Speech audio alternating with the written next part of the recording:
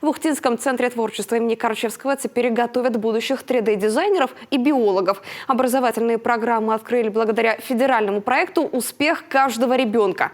О новых возможностях и больших планах центра узнала Виктория Науменко.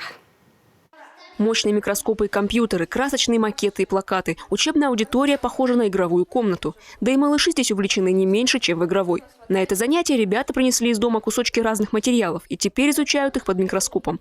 Для более детального рассмотрения изображение выводится на экран компьютера. Это вода из лужи, видите? Как вы думаете, можно ее пить? Нет. Нет, вот сейчас у нас будет с вами занятие. А вот смотрите, видите, кто-то плывет? Вот это вот и есть инфузория туфелька, которую мы сегодня с вами будем изучать. Эти первоклассники скоро узнают, что такое инфузория туфелька. В школьной программе биология начинается гораздо позже. Но занятия кружка «Разум природы» не просто уроки биологии. Программа рассчитана на год и будет интересна ребятам любого школьного возраста. Школьный урок биологии идет по программе, где нужно обязательно вирусы, клетка, растения, животные, человек и так далее. И это направлено в основном на изучение, а у меня на практическое применение, так сказать. То есть мы изучаем то, что вот ребенок пошел в природу, на улицу, и он не будет вспоминать, ага, это нашел этот ученый, это вот этот ученый. Он вспомнит, что он увидел под микроскопом, то есть картинки, какие-то фильмы, он вспомнит визуально.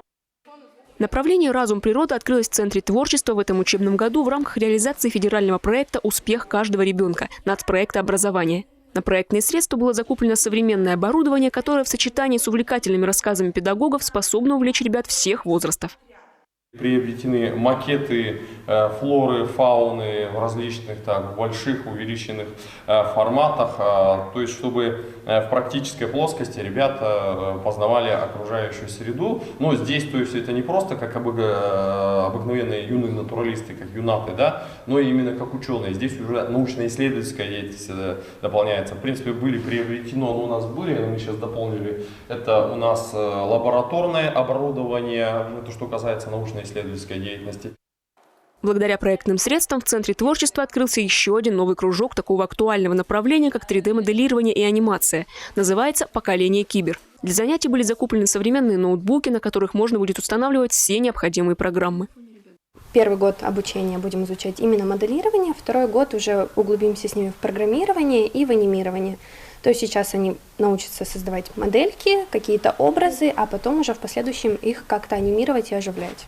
Мы научились делать всякие фигуры, научились редактировать, вот сегодня мы научились делать самолеты.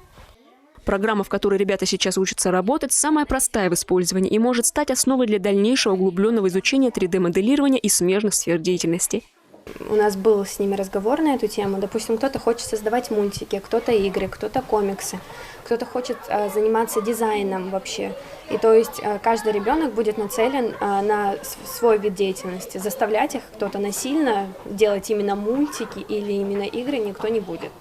То есть попытаемся нацелиться на каждого ребенка индивидуально.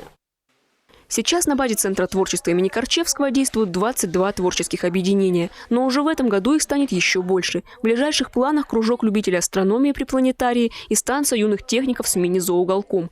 Кстати, животных в обновленное помещение уже перевезли. И совсем скоро мини-зоо распахнет двери не только для воспитанников Центра творчества, но и для всех горожан.